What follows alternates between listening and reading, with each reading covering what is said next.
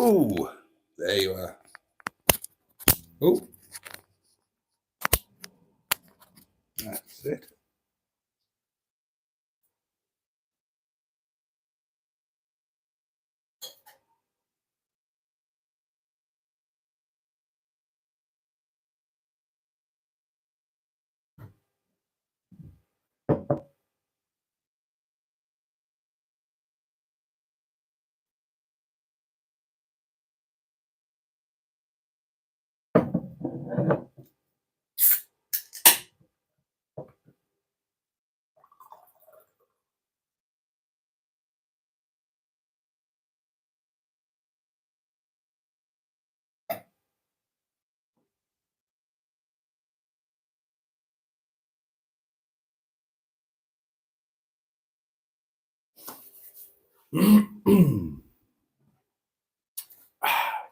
Well, hello, my lovelies, and a very warm welcome to Wednesday, the 6th of December. Welcome to December. Welcome to Wednesday Night Live with me, Boaty, Smiley, wannabe showbiz personality.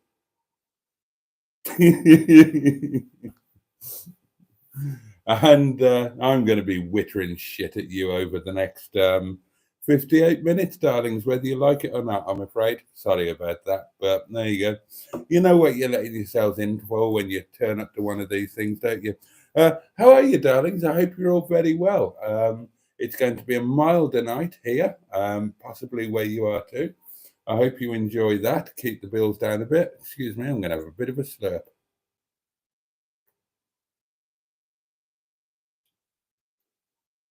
Oh, that's nice. Oh, that is rather nice. So, Jimmy Quinn is right in our midst. That's nice. Good evening to you, Jimmy. Barry is here, that guy from SETI Alpha 5. Evening, Barry. Cheeseburger's here. Evening, all. Good evening, Cheeseburger.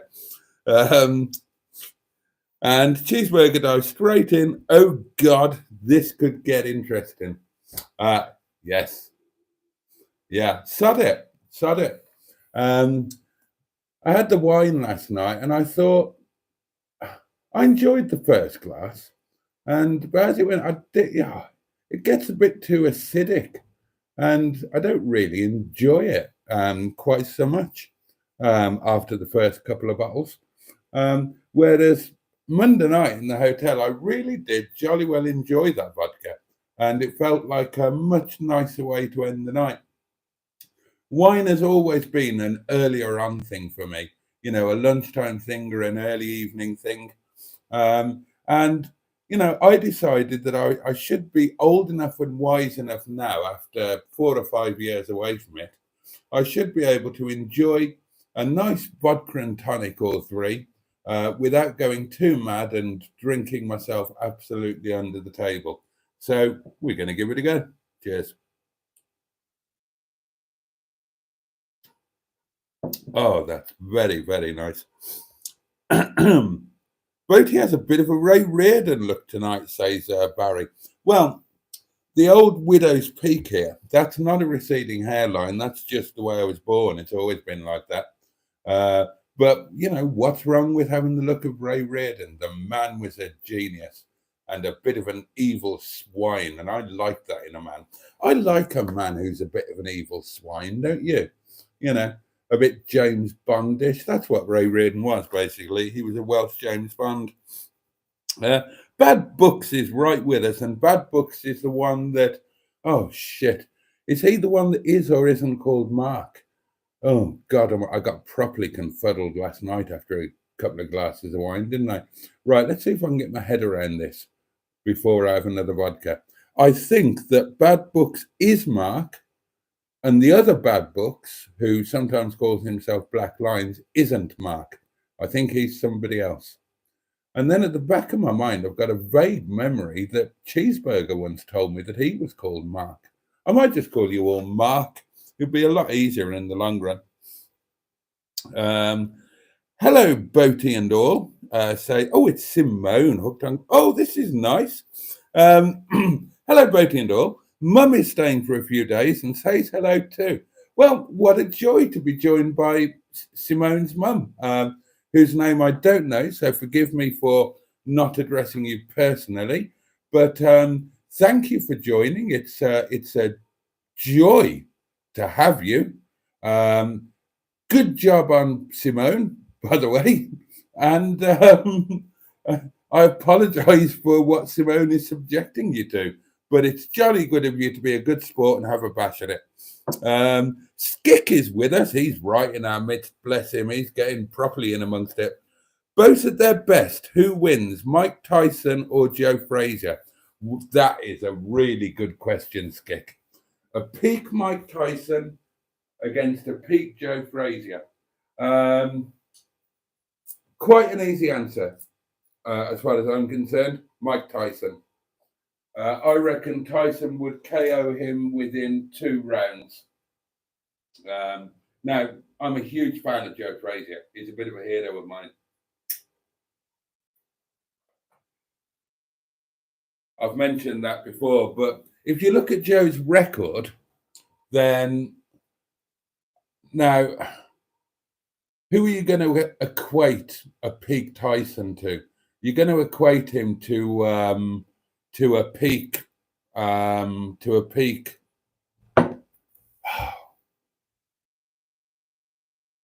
Got a total mental block on his name. Hold on. George Foreman. And obviously George Foreman demolished Joe Frazier. Absolutely demolished him. Put him on his ass 7 times inside a round or 2.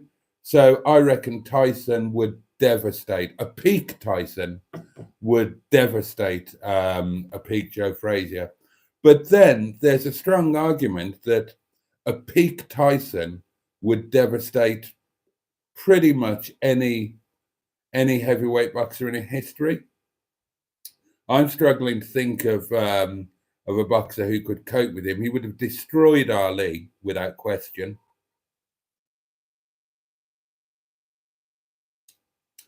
He would have beaten Lennox Lewis. He would have beaten any of the current crop. Yeah, I mean, Pete Tyson was terrifying. Terrifying. It was when everything was perfect for him, when he had Customato, and before he fell out with Teddy Atlas, or rather Teddy Atlas, quite rightly, fell out with him, held a gun to his head, a loaded gun. That's a brave thing to do to Mike Tyson, isn't it? Yeah, you'd have to back a peak Mike Tyson against pretty much anybody. I don't really know enough about the fighters from previous ages, the heavyweight greats. So, Rocky Marciano, so on. I don't know enough to compare them.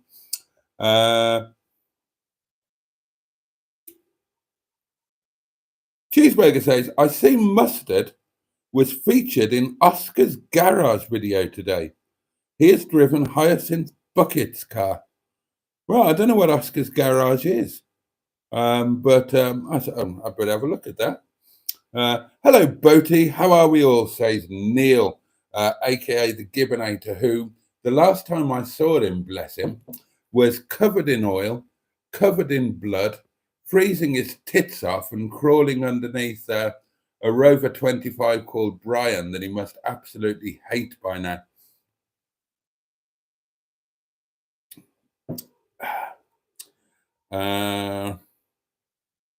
Right, yes. I was correct. Bad Books is Mark. Mark Bad Books. Confused with Black Lines. And Cheeseburger says, my name is Mark. God. Barry says, Simone's mum is going to love hearing about rusty trombones and pottering.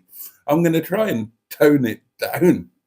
I don't want to get in Simone's mum's bad books, do I?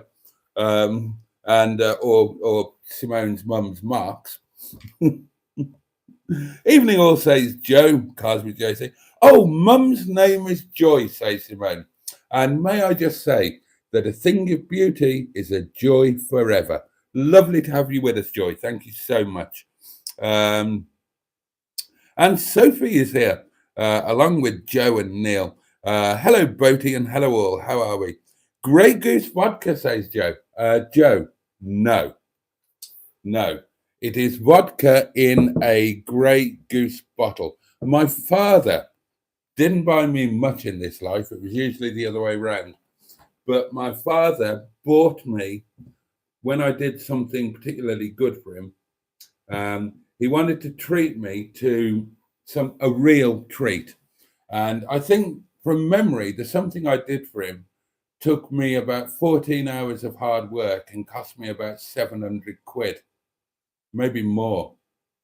And so he took me to his off license of choice and said, what would be a massive treat for you? And I said, a massive treat would be a bottle of Grey Goose vodka. And he said, right, you shall have it. You shall have it, my boy. A bottle of Grey Goose vodka for my son, please. Certainly, sir. That'll be £35. Have you got half a bottle?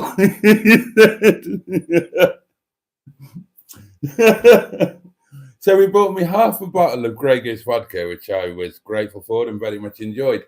And because it was such a rare thing, my father buying me something like that, I've always kept the bottle. I mean, Dad's been dead for God knows how many years, so we're going back a while.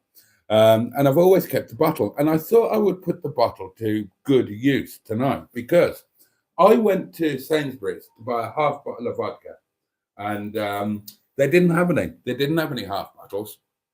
And I was looking at the prices, and a half bottle of vodka works out as about 18 quid about 19 quid for a litre or something, or 19. I can't remember exactly what it was. And a normal bottle, a 70 centilitre bottle, works out at about 18 quid a litre. But if you bought a litre bottle, it works out as 17 quid a litre. Well, it would do, wouldn't it? 17 quid for a litre bottle is 17 quid a litre. And I thought, fine, that is the most cost-effective way. Here it is, the litre bottle of Sainsbury's vodka. You know, cheapest vodka going, basically. 3, 2, 1. I do apologise, Joy. Please forgive me. I've had the kind of day that makes it impossible not to burp during a live stream, but I did try to quell it. So at least give me credit for that. But I thought the danger with a litre bottle of vodka is, well, I'm used to drinking wine where you just drink the bottle. And I thought, well, and given my history with vodka, I thought, well, that's dangerous, isn't it? Because I could just drink a litre of vodka and die from severe alcohol poisoning. So I thought, well, I'll deploy the little bottle of Grey Goose, the empty little bottle of Grey Goose, and I shall decant some vodka from the big bottle into that bottle, forget about this, put it away somewhere, and that is my maximum ration. I mean, I'll try and make it last 2 nights, but you know, it's been a fun and intensive 3 days. So good luck with that. So yeah, it is vodka in a Grey Goose bottle, but it is not actually Grey Goose vodka. But to be honest, when you've frozen the shit out of it and added tonic, can you really tell? If you're not drinking it neat. And the best way to drink vodka, by the way, is directly from the freezer. It won't freeze if it's a good vodka, with a pinch of black pepper. Drink it the way the Russians and Ukrainians do. Oh, that's lovely. Good evening, Boaty and everyone, says Andrew. Boxing bore, says Cheeseburger. Can we get him back onto cycling? There's no winning with you, lot. Are you not into sports? Come on. My audience is almost exclusively male. The females amongst you are few and far between. So if you're almost exclusively male, surely you're into sports, aren't you? And okay, you're not into cycling, apart from Pingu. Pingu enjoys my cycling stories. And if you're not into boxing, what sports are you into? What sports would you like to talk about? I could talk about Formula One. I could talk about snooker. I could talk about. Oh, I could talk about Crown Green bowling back in the day. Oh, I tell you what, I could talk about. I had a bit of a thing with Crown Green bowling, watching it, not playing it. Although I did, God, that when I was a kid or a youngster, a young buck, um, I played for. Well, I played pool for the Blue Tips, but I also played for the All Stars, the national team, and then I played snooker for my local club. But I didn't play. I played pool to a national level. Snooker, not so good, not so good. But I did, I played to a club level, and the club that we used to play at, they had a bowling league as well. They were part of a bowling league, indoor bowling, long mat and short mat. And one night when we were having a practice session, they were bowling, and we said, just for the crack, all those old farts rocking up and doing that. We've never done it, but we're all good snooker players. We've all got good hand-eye coordination. I reckon we could piss all over them. So let's just form a team and have a go. So we did, and it was quite enjoyable, actually. But I'll tell you what I could talk to you about that I was fascinated by when I was a kid. Sumo wrestling. Now, those of you who are a certain age, like myself, may well remember, because I mean, why would a British person in the 1980s, was it 80s? Yeah, it would have been 80s. Why would a British person in the late 1980s be interested in sumo wrestling? And the answer is Channel 4. Channel 4 broadcast a half-hour program on a weekly basis of sumo wrestling. And I was fascinated by it. I mean, I've never been interested since, but I used to watch that Channel 4 program absolutely religiously. And the biggest names at the time were, well, I mean, I was a huge fan of Chiana Fuji. I mean, he was just awesome. And who else was around? There was Terao, there was Kanishki, the dump truck, the Hawaiian guy. I think there were only two Yokozuna at the time. Obviously, Chiana Fuji, and the other one who was called the Fat Panda or something. Oh, I can't remember. But I thought it was great. I mean, all these years on, how many years on? 90 to what, 30 odd years on, I can remember some of the phrases. Uwatanage is an outer arm throw. Okay, let me read. 30 odd years on, I can remember one of the phrases. Uwatanage is an outer arm throw. What was the one, the push out? What was that called? Oh, I can't remember. Barry says, oh, I don't know, Cheeseburger. Being a martial arts enthusiast, boxing is okay. Yeah, excellent. Mark says, I like that Shape 200. And I think he's talking about the, I think it was called the SD3, wasn't it? The Hyacinth Bouquet one. Now, that is way up there on my list of cars that I want. I would love an SD3, either a Vanden Pla or a Vitesse. Because, you have an aspirational car when you're a kid. Now, when I was a student, obviously, I was very poor. Didn't have a car at the time, didn't even have a driving license at the time, although I was an absolute car freak, a car nut. And obviously some cars are just way out of your league, but there will be cars that you come into contact with and they become aspirational cars.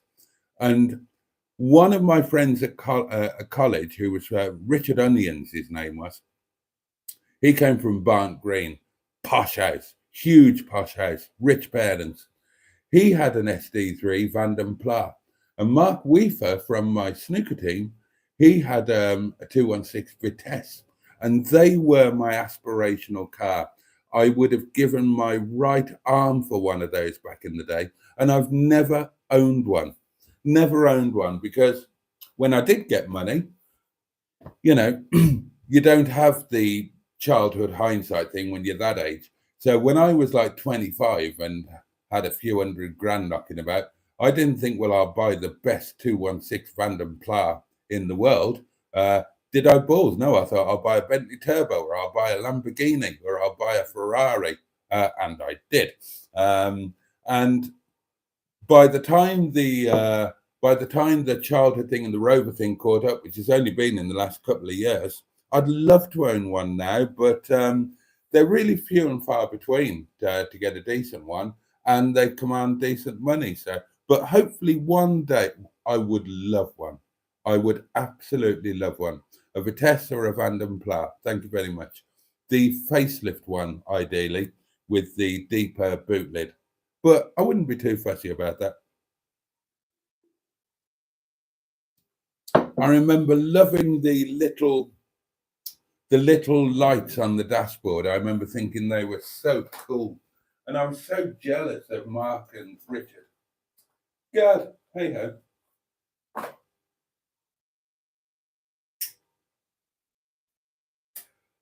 And as we're on the subject of car fantasies, I've gone full circle again. You know that I was set on a Discovery 3, and then I morphed into my fantasy car being a Range Rover. I've gone back. The fantasy car now, and if I can make it happen, the next car that I will buy will be a 2005 Discovery 3 in HSE trim. That is my fantasy car. And before anybody says, I know that it will bankrupt me. I know that I will have to sell internal organs to try and fix it, and it will never work. But I just think they're so cool.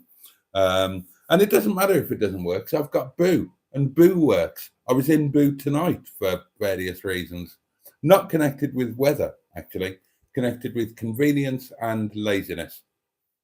But you'll see all of that in the daily diary when I get them out in about 3.5 weeks' time. I'm all behind like a cow's tail, darling. I really am. Oh, that's so nice. So nice. Ooh. I like that shape 200, says Mark. I drove a Boss's posh G-Reg 216 with leather. It was quite rapid for the time. Are you getting beaten around the... It's an advert from Andrew. Are you getting beaten around the ring? Try the new and improved Boaty's Pottering Lube by Royal Appointment. When I get this website built, and now I've got the iMac and the MacBook, believe me, it's going to happen. As I say, it's going to have an e-commerce aspect to it, because I don't want to be limited to just selling drop-shipped, overpriced stuff from the YouTube partners. And I'm going to sell Mr. Boaty's Pottering Lube.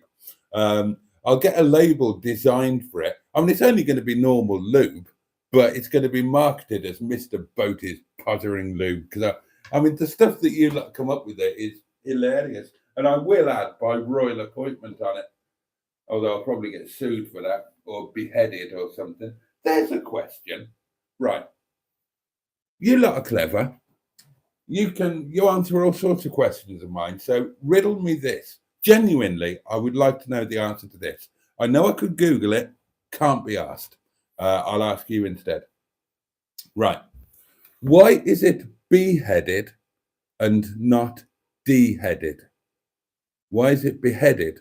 If you chop somebody's head off, why are you beheading them and not deheading them? I don't understand the etymology or the logic of that at all. So if any of you can tell me, I'd be very grateful. It's movable now, says Neil. Well, I haven't dared ask Neil, but I've had a vodka now, and I felt so guilty that, oh, God, I mean, bless you. On your birthday. Oh, and a very happy birthday to Neil. But don't make too much of a fuss. He doesn't like birthdays. Although, I'm so sorry.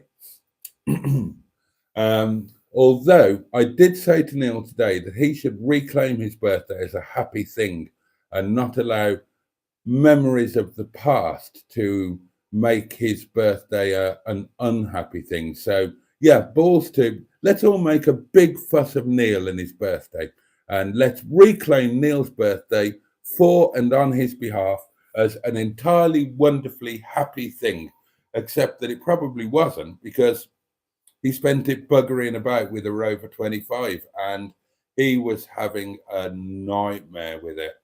Nothing was going as it should. And I haven't dared ask how it ended up because I rocked up to the yard today, darlings.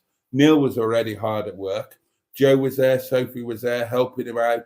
Mustard was there helping him out, freezing all their tits off. And I mean, the yard was terrifying today. I mean, the yard, I don't know, it's in a microclimate all of its own. It was all frozen. All of the puddles and everything in the yard were still frozen. Hadn't thawed at all. It was terrifyingly cold. And so they're all working away. So I kind of rocked up little bit late because I overslept. So I got there at like 20 to 1 and basically wandered about, said hello, bought them lunch, and I had to piss off to get back to the restaurant. So, and they're all there working on my card, and all I did was rock up, buy them a cheap, and I didn't even buy them the lunch that they wanted. They wanted Istanbul, but I wanted to have lunch with them, and I didn't have time to go to Istanbul. So I only went to the village, to the chippy in the village. And then it was the miserable cow serving. So I didn't even get to say what size portions I wanted or anything like that. She just gave me what she wanted to give me. And so, you know, they all got like a relatively small portion of fish and chips, apart from Mustard, who I only got a small portion of battered sausage and chips. Mustard got a large portion of pie and chips, and I've got no idea why, because Joe will back me up on this. I didn't specify portion sizes or anything, and she didn't give me a chance to. She didn't ask. I just said fish and chip, blah blah blah blah blah blah, and God, she's a miserable cow. If I owned that place, I'd get rid of her and get somebody more cheerful in. They're really off-putting. I mean, there's another girl who works at occasion, and she's lovely. She makes it a joy to go in. Not this one. What a miserable cow. Wasn't she, Joe? So yeah, I rocked up, bought them lunch, gave them Momo. Well, I say gave, sold them Momo. I have to pay for it. So, and in fairness, in my defense, the last lot of Momo they had, I didn't charge them. The last lot with a present, but I did say the next time you'll have to pay.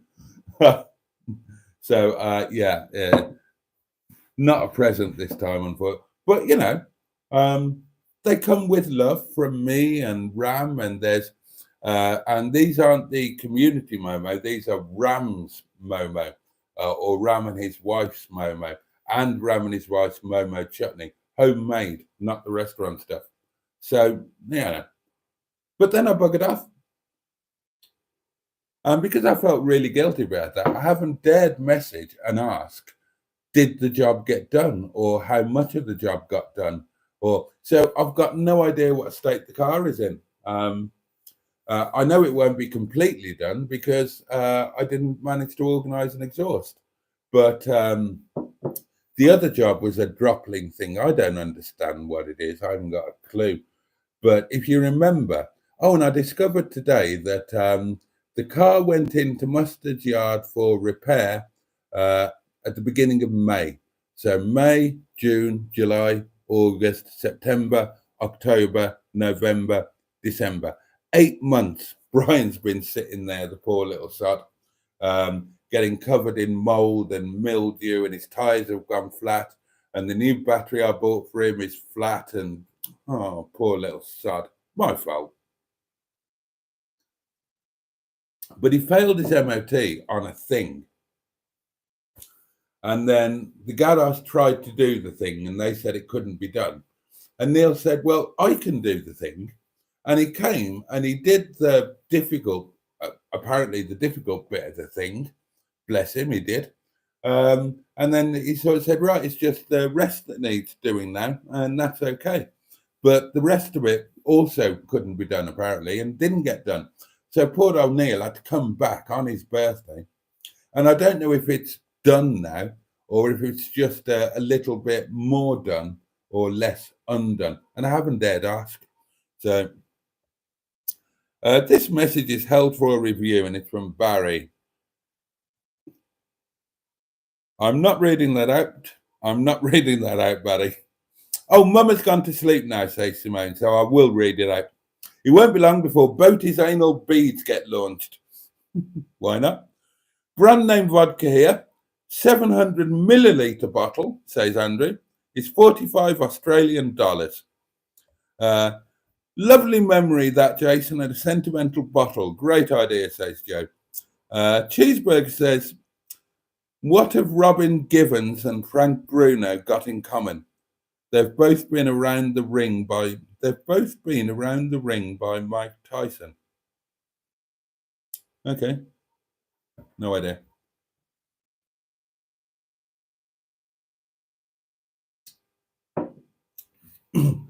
Now, I don't approve of this, and I don't even know if it's true, but it is written that when Mike Tyson was asked about what his best ever punch was, he did say it was a backhand when he knocked Robin Givens right across the room. Don't approve of that, but she was a bit of a cow, wasn't she? But that doesn't justify it.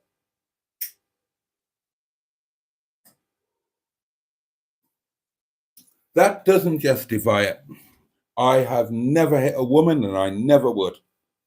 Even when the woman in question was trying to kill me and beating 7 bells out of me. Oh dear. Must go now, says Andrew. Have a great vodka stream. Ta-ta for now. Cheeseburger says, thank you for joining us, Andrew.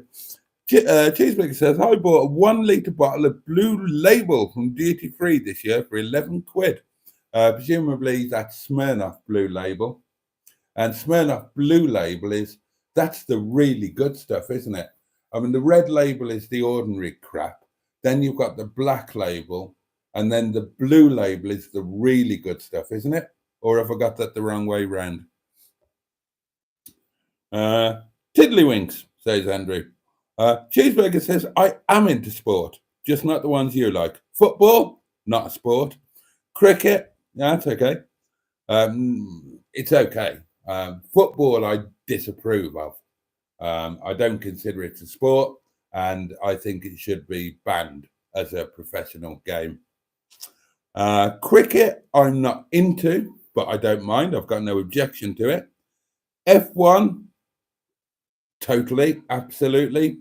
Big F1 fan. Snooker and darts are okay. Yeah, I'm well into snooker, and I used to enjoy watching darts as well. I only watch darts, says Skick, so to hopefully see Gerwin Price get beaten. I can't stand him. Don't know who that is. I haven't watched darts for many years. Oh, that Ted Hankey turned out to be a wrong un, didn't he? Eh? I should say so. Barry says, I like rugby. Good man. Kung Fu, racing, and hiking. What sort of racing? That boss's car was a 216 Vitesse, says Mark. G-Red, so fuel injection, I think. The Fast SD3 was a Vitesse. Nice, says Cheeseburger. Simone says, one day I would like to own an Allegro or Vanden Pla 1500. Gosh, well, nothing wrong with aspiration. What about a nice Allegro Vanden Pla, Simone? I've owned an Allegro.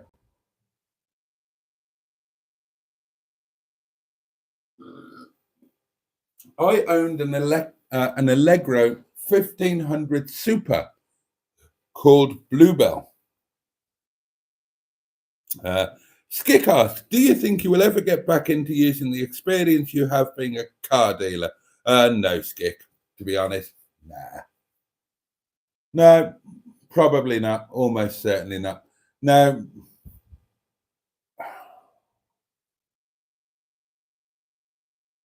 No, I can't. I can't see it happening. I can't see the circumstances arising where it would happen. And I'm not sure how well my business model would work in this modern internet day and age. There was an interesting video from Furious Driving recently. Now, for those who don't know, my business model was to operate a brokerage. We were a big old place. We had showrooms, we had auction halls, and the business model was a brokerage. The idea was that we didn't own the stock. We sold the stock on behalf of the owner. We were like estate agents for cars. Now, and the thinking behind it, my thinking behind it, was that as a classic car dealer, it's very difficult to own stock because it's such an uncertain market, and because it's an uncertain market, it makes it difficult to buy stock, because you're trying to work on such an incredibly high margin that you have to nick it rather than buy it. It's a bit of a bloody minefield, to be honest with you. And my idea was that we operate purely as a brokerage. So the cars come in, privately owned cars. We offer all of the dealer facilities, part exchange, warranty. Not that you always can put a warranty on a classic car, but if it's a modern classic or a hypercar or a supercar, then yeah, you can. Hire purchase, blah blah blah blah blah blah. And we would hold physical auctions, as in a proper classic drive-through auction, quarterly, 3 times a year. But then the cars were available 7 days a week, 365 days a year, in the showrooms, out on display, and can be bought. So, you know, the cars come in. We either worked around a fixed price, in which case we would just put a margin on top, or we would take a percentage of the sale price, etc., etc., etc. We made a small weekly charge for the car to be there, because otherwise the owners would just be entirely unrealistic on the price and use us as free storage. And we just took all of the hassle out of selling a car, basically. So, you know, we would do it. Anyway, you don't need to know all of the ins and outs, but that's how come we were able to have such a bewildering variety of stock. You would never in a million years, no dealer would buy the sort of stock that we used to have. You couldn't do it. It would be madness, completely unsafe. However, because we had this, it worked really, really well. We were like a free motor show. We had so many people. You know, we would have thousands of people come around over the weekends just to go up at cars, basically. But that's okay. That's okay. Now, a lot of them were just, you know, like the sort of people who go to these shows, gatherings, whatever, Pride of Longbridge, all of that bollocks. They just want to go up at the cars, and that's fine because people will talk. So we very quickly got a reputation for all of this stuff. And that meant that all of the weird car buyers, or, you know, niche car buyers, or whatever, they would come to us. So it became a very, very good business. And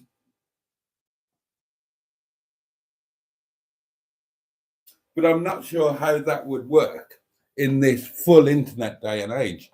Now, as I've told you many times, in 1995, I set up the world's first internet auction. So I wasn't blind to the internet. I was right on board with it. And it was the world's first internet auction. It was, I can never remember exactly. I think we beat the site that went on to become eBay by 7 months. But I've told you all of that before. But the point is, I was talking about Furious Driving, Matt. He's put his car in on sale or return to somebody or other. I don't know who it is. Apparently, they're quite well known. And I watched the video and I was listening to the guy talk, and it's absolute bollocks. It's bullshit. I don't understand for a second how that works, because it's lunacy, absolute lunacy. Now, be under no illusions, darlings.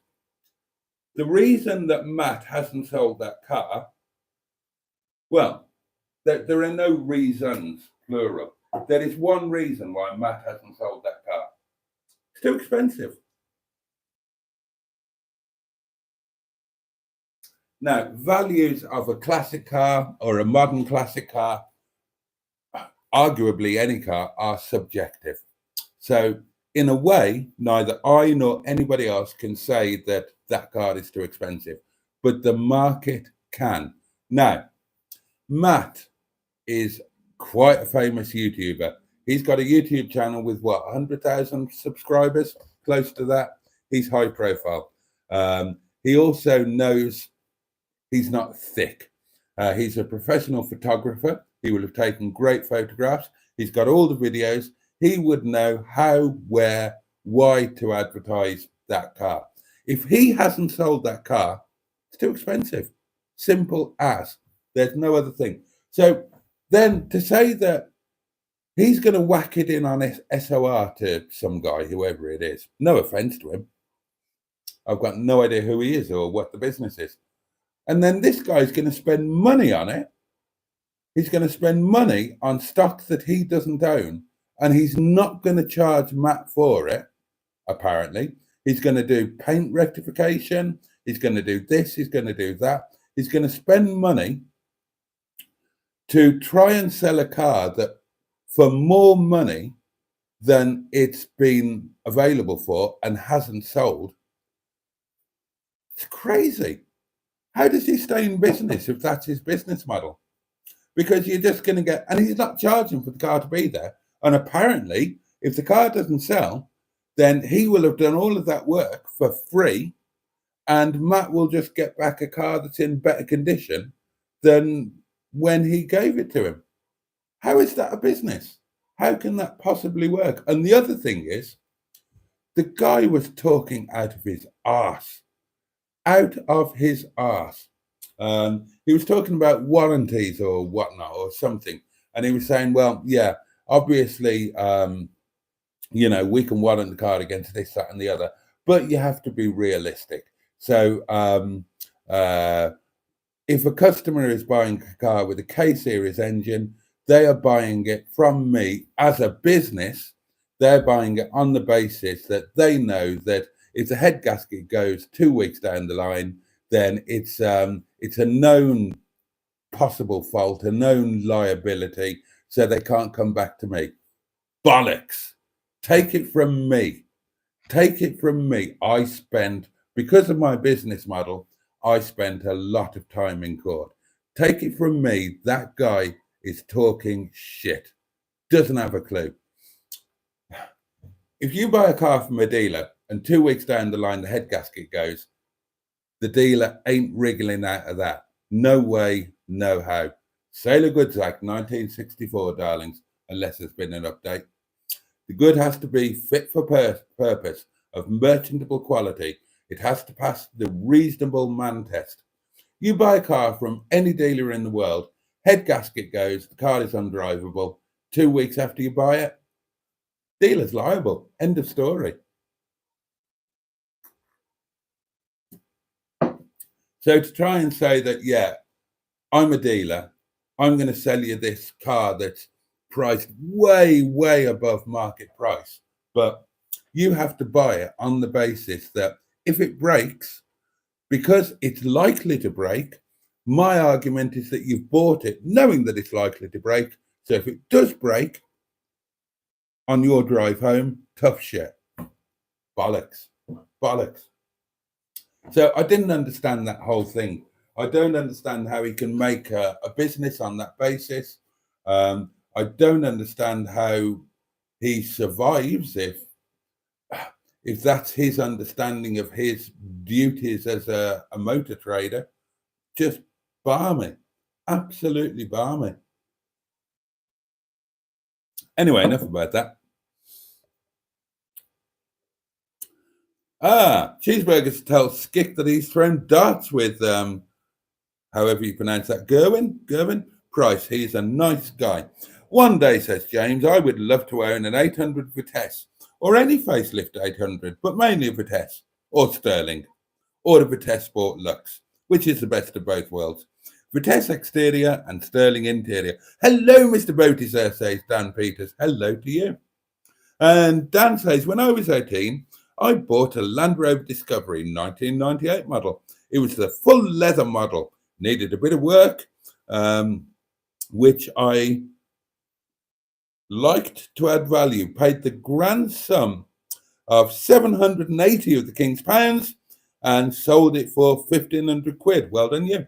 HSE equals high sterling expense, says Cheeseburger. If it ain't British or American, which are the cars I love, says James, it would be a Swedish car for sure. My favourite Swedish car, the first generation S80, is such a beautiful looking car, is it? I would like a Volvo 262C.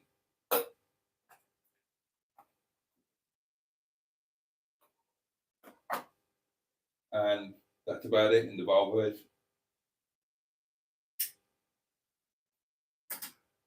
Oh, I did like the really high trim level 264s, I suppose. Barry says a channel called Mikey's Stripped Threads focuses on Hillman Avenger / Plymouth Crickets. Give him some love. You deadhead flowers, says Cheeseburger. Exactly, you don't behead them.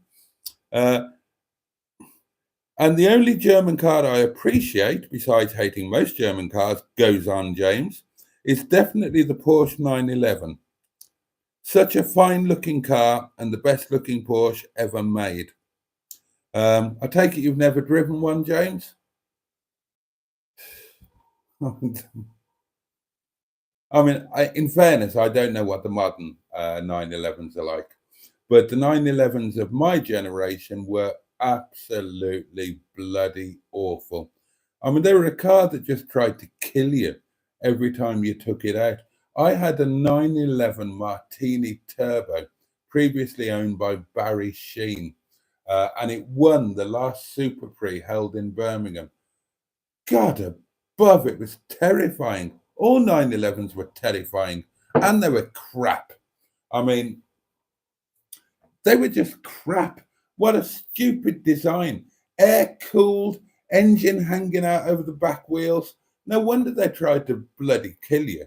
You barrel into a corner a little bit too quick. You only had to ease off the throttle a tiny little bit, and you swap direction and you slide in sideways into a tree.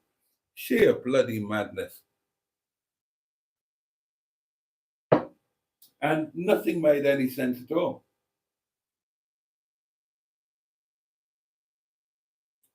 I mean, they were basically a more dangerous version of a Volkswagen Beetle. As soon as you sat in them, you knew that they were just wrong, badly engineered.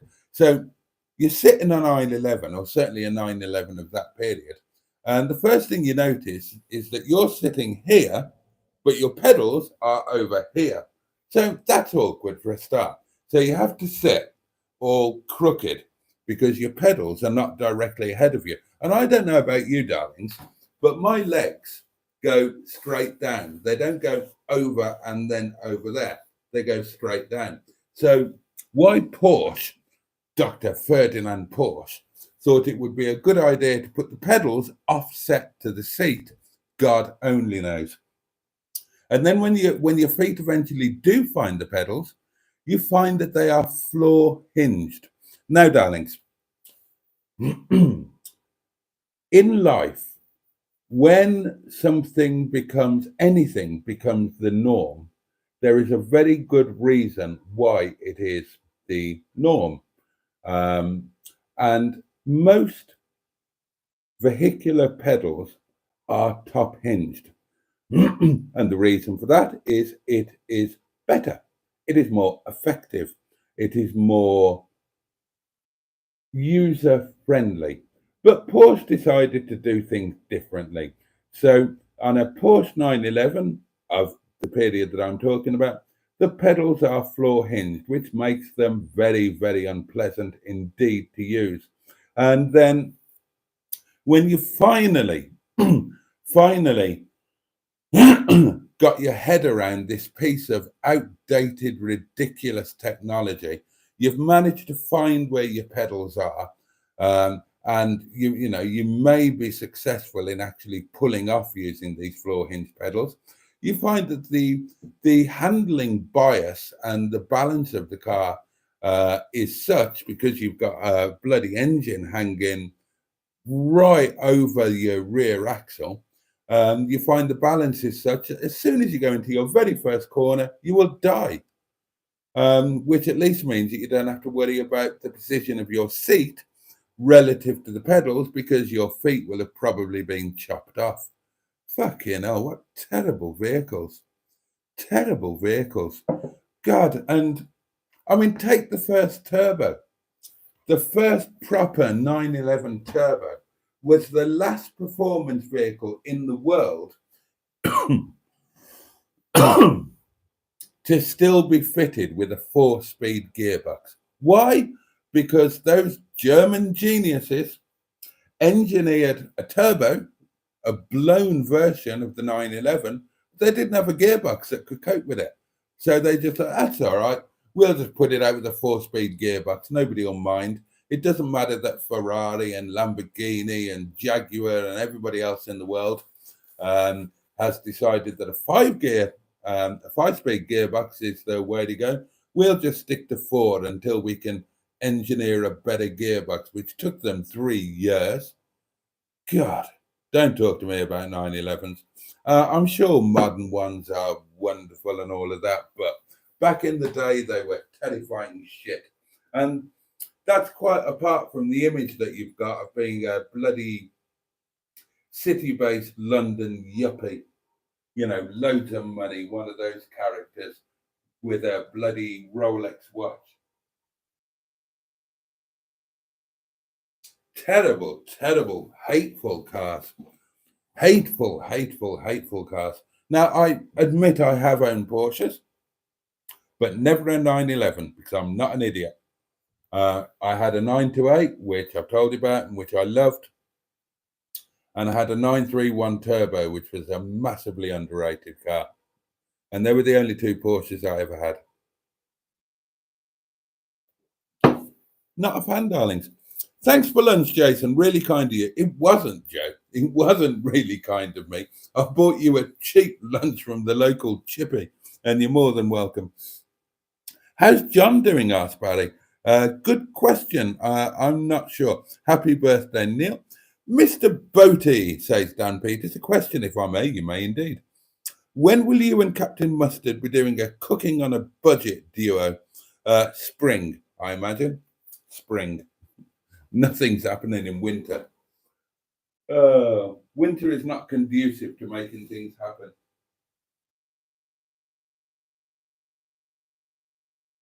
And if we do it, we're going to have to do it outside. We're going to have to do it as a Land Rover lunch thing. Now, I've got enough equipment now that, and I have been thinking about this, is that come next spring, when it's warm enough to cook outside, I've got enough gear in the old, and get the old Land Rover out, where we can go somewhere beautiful, and I can set up 2 cooking stations. So Mustard and I can, that would be a good thing, wouldn't it? We could go and cook outside, me and Mustard, and we cook each other lunch. That'd be quite a good thing. And then we put the video out, and you guys all have to vote on who did the best job. And we'll do it with a very strict budget. And you have to film you buying the stuff so you don't cheat. That'd be good, actually. Mustard would be well up for that. She was so miserable, says Joe. Yeah, the fat bird and Chippy. Oh, right, miserable cat. Video title from Cheeseburger. Boaty was given a small portion of battered sausage. Okay, we'll screenshot that. Bosh. Oh, that hasn't worked. Oh, it has. Nope, she didn't even ask what you want. Maybe some manners and customer care. Oh, God. Mark says, yeah, it is Mark. A customer always showed off about his new Discovery 3 HSE, spitting the HSE bit. What? you know? Uh, his wife later shot him, disabled his arm, so the HSE had to go back. Oh, yeah, you did, Joe, didn't you? I did technically play last time. Me and Neil sent you gifted five memberships each. Of course you did. I'm so sorry, I forgot about that. But the thought was there. The thought was there.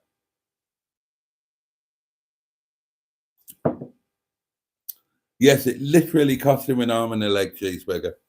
I would definitely love a Discovery 2 V8, says James. Lovely Rover V8, but fuel consumption ain't good, but a lovely engine and raw. Oh, right, Joe. Yeah, I'll send you those. He was a miserable old git, bless him. Oh, that's the customer who got shot by his wife. Anyway, what's everyone's favorite generation of the Porsche 911? None of them. For me, it's the 996 and 997, which are the peak 911s and look the best out of the rest. Yeah, blue level is 50% proof. Oh, battered around the ring by Mike Tyson. He's never mentioned whether he likes doing laps of the old chocolate speedway. Apparently, he was quite well endowed, or is quite well endowed, so might be tricky. 911 is a hairdresser's car, says Cheeseburger. Yeah, a dead hairdresser. That chippy thing you said, says James, reminds me of being a small child, and I was in a chippy in Burnley with my grandma and granddad, and this woman who was serving constantly gave dirty looks. Well, the cow. Lloyd's Vehicle Consulting has done a great video with Jeff Buys Cars, track day at Donington Park in knackered Volvo 850 estates. Oh, I must watch that. Dan says, my Mark III MREG 1.7 turbo diesel Astra battery went today. I was very annoyed, but it's one of those things. I've never changed it since I owned it. Oh, okay. Oh, Simone's off. Good night, everyone. Titty FM. Oh, dear. Oh, and then a nice graphic of some boobs. Thank you, Simone. Sleep well. The Porsche SUV, says James, is more of a hairdresser's car and a wax car. Can't bloody stand the Porsche Cayenne. A monstrosity on wheels. Now they're batting on about electric cars. Cheeseburger says, brokerage is a difficult game. I'm a finance broker and everyone wants you to work for nothing. Yep, pretty much. But that was why we used to charge the weekly charge. It encouraged the customer to be realistic.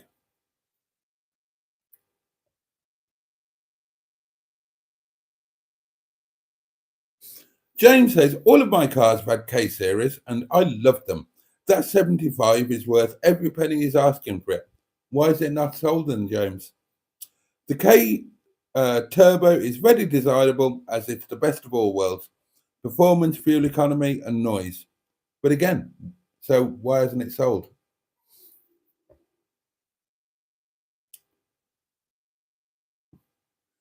Skick says, cars are dropping in price. Went to the auctions last week. Nobody was bidding. It was embarrassing, and it's been like that for a bit. It's the worst time of the year to sell cars for a high price, says Joe. Okay. Diddly do. Cheeseburger says prices are dropping 8% a month, apparently. They're expecting them to firm, though, due to a shortage of 3-year-old stock next year, COVID, and chip shortage in 21. Yeah, there is a problem with insuring Range Rovers at the moment.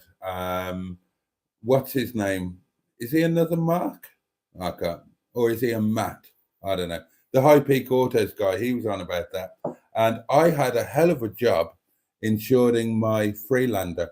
And the company that I was swapping an existing insurance, can't remember which one, but the company said, we are no longer insuring any Land Rovers. It's a bloody Freelander. It's a diesel Freelander. What's the problem? But yeah, there's a massive issue around Land Rovers, Range Rovers, when it comes to insurance at the moment. Don't know why, but it seems to be pretty well known.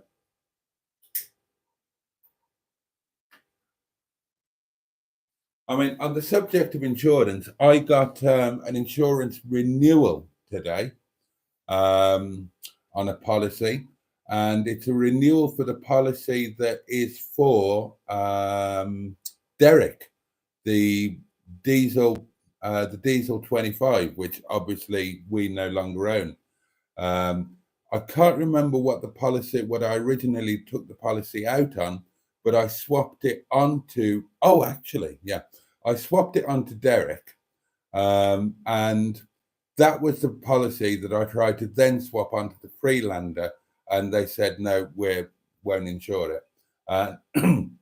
So the policy didn't have long to run. So when Derek sold, I just left the policy going. I thought, it's handy to have a spare policy or two so you can swap a card onto them. But I got the renewal through, and I think I was paying about 260 quid a year for Derek, which is a Rover 25 IL turbo diesel. Guess what the renewal was? And hang on, let me just grab my thing. Not that thing, another thing.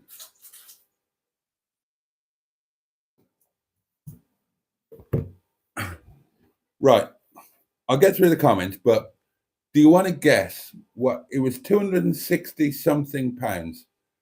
Would you like to guess what the renewal was on the 2000 and whatever it was Rover 25 IL turbo diesel? Current price 260, renewal price was? Have a guess, and I'll whiz through the comments and then I'll tell you.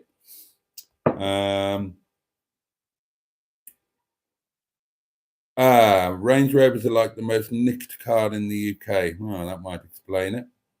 Anything Land Rover gets stolen every minute. Range Rovers, Discoveries, Defenders, etc. Matt 75 is far too much money, says Joe. I'm sure he added up for nearly 4K. If you remember, darlings, think back to when Matt first got that car and when he was saying about what he thought it would sell for. I said on a live stream, he's got more chance of flying to the moon backwards. And I put it on a Facebook post in the Boaty's World Facebook group. And I said, is it just me, or has Matt got more chance of shagging the Pope than getting that for a POV spec 75 1.8 turbo? So I've said from the start that he's barking up the wrong tree. But James is still defending him. It ain't far too much money. I paid $2.5 grand for my 45, and that was mint, and I mean mint underneath. Same owner for 20 years. And that wasn't the most expensive one. Again, James, if it's not too expensive, why has it not sold? It's got everything in its favor. It's a famous car. It's a famous YouTuber's car. It's had all the coverage in the world, and it hasn't sold. What can it be other than the price? It can't be anything else. The car is too dear. Simple as that. I'm off to bed, says Dan. Got work in the morning. Night all. Thanks for a great live. You're very welcome. James says, a good condition, more desirable pre-project row 45 ain't going to be under 1,500 quid now. Anyway, if it's 45 and under a grand, it'll be an untidy later model with a less desirable seat. Okay. Cheeseburger says, I don't think Matt gave $2 grand for the 75 and he bought it from the dealer. He's improved it, but not by $2 grand. It's a nice example, but not concourse. And like everybody else does, and it gets my goat. He spelt concours wrong. Concours is CONCOUR apostrophe S, and it's an abbreviation of concours d'elegance. Concours simply means or concours means competition in French. So a concours d'elegance, which is what people are referring to when they say concours, is simply a competition of elegance, if you like. And for some reason, British people spell it concours, CONCOURSE, which is annoying if you're a francophile. Oh, hang on, we're guessing at the renewal price. $6.50 says Joe. $7.50 says Cheeseburger. $4.40 says the one who isn't Mark. $572 says the one that is Mark. $265 a year says Skick. And going back to Matt, Joe says the 75 cost him $1,000 or $1,500 as he swapped a Fiat for it.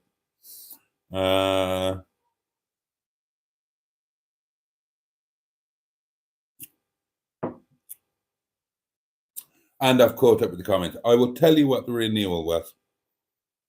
If I can just find it.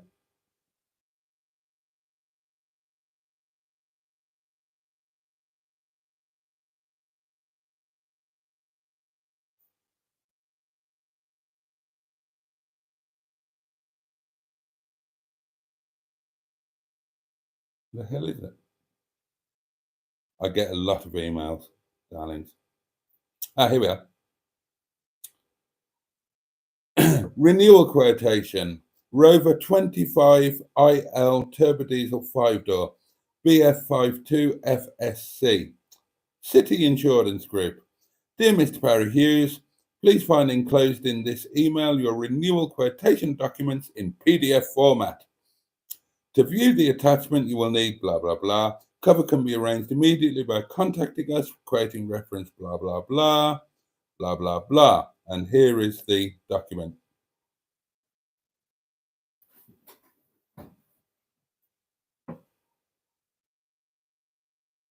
Oh, you probably can't see that, can you?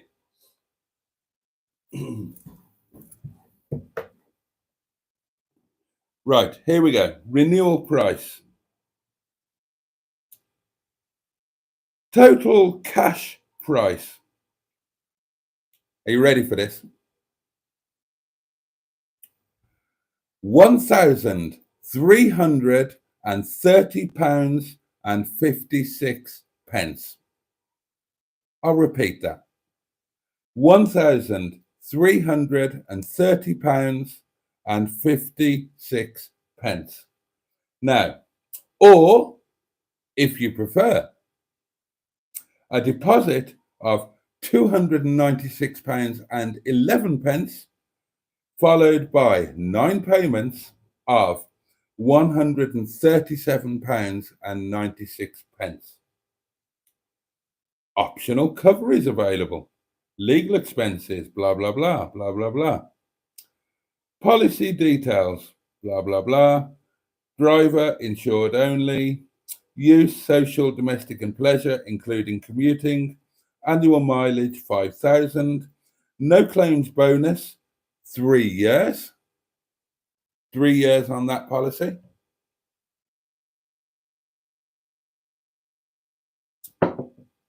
Excess, 450.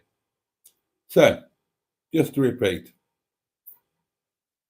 £1,330.56. I've decided that I'm not going to accept that renewal price. I have made a decision about insurance, darlings, for what it's worth. Now then, that policy is obviously just a nonsense, and it doesn't matter. That was a spare policy that can just go away. I've got 3 years no claims knocking about to use on something else. So what I'm going to do, the next time that one of my policies comes up for renewal, I'm going to take the plunge, borrow the money for the deposit, and I'm just going to get my trade policy back with TradeX, who are now part of Clegg Gifford. And then I will just, and then whenever my policies come up for renewal, they can just go away. It's too much faffing about now, and it's just too expensive. You know, it's the time has come where it just makes sense to have a trade policy for the cars that I'm trading, and the policy will allow me to have 8 personal cars. And at the moment, I'm running at 7, so it just makes sense. It's expensive. The last quote I got was £2,300, but at this point in time, it just makes sense. So especially when I'm getting mad quotes like that. So yeah, so I'll be binning off all of the individual policies and just going back to a trade policy. I wish I'd never given it up, but at the time I gave my trade policy up, I was only running 1 or 2 cars, and I wasn't doing any trading. So, and at the time, I think I was paying about 1,300 quid a year. So it obviously didn't make sense then. I could bin that off and insure whatever the 2 cars I had at the time were for like 400 quid a year. So it was kind of a no-brainer.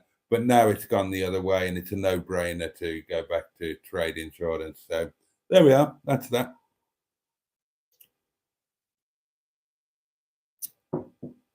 And it is 12 minutes past midnight, my darling. So time for me to say good night.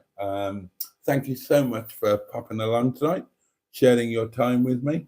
I'm looking forward to getting to bed, and I'm looking forward to having a date. I've had the most wonderful 3 days. I had a blast in Wales. It was brilliant being in Stigbert. Stigbert was a joy. It was so nice to spend time with Neil and Joe and Soph. I've had such a good laugh. I enjoyed going to the yard today. I had a lovely drive there, as you will see when the Daily Diary eventually comes out. Went in Mingebag. Nice to catch up with them again. Nice to have a chippy lunch. But I'm looking forward to tomorrow when I don't have to leave the house until I go to work, and I can catch up with the washing up and the laundry and get some videos up, because there hasn't been a video gone up since Sunday night, apart from the live streams. Joe's off to bed. Rilling the laughing butter. It was good fun, wasn't it? And it'll be even more fun if we do it again in summer. So I will see you again, same time, same place, tomorrow night for Thursday Night Live. And have a safe and peaceful night. Again, thank you for joining me. Have a safe and peaceful night. I hope it is a little bit milder where you are, so you can stay warm and not have to sell a kidney to pay your heating bill. Have the best day you can tomorrow. Much love to you all. Special love to John, if you're watching this on Catch Up, John. And, oh, bless you. We will go to Llandudno, James Wilson. We will. I mean, the last time I went to Rhyl, which was a couple of months ago, when was it? Or was it a month ago? No, I think it was the beginning of October, wasn't it? Then I did go to Llandudno. I spent the evening in Llandudno. Went to a nice wine bar, and then I drove up the Great Orme in the middle of the night and had a great time. Okay, all right, darlings. Take great care of yourselves. Have a good day tomorrow. See you tomorrow night, 11 o'clock. And if I can manage it, there will be a daily diary going up tomorrow. I owe you 3, but I will catch up. All right. Night, my loves. Much love from me.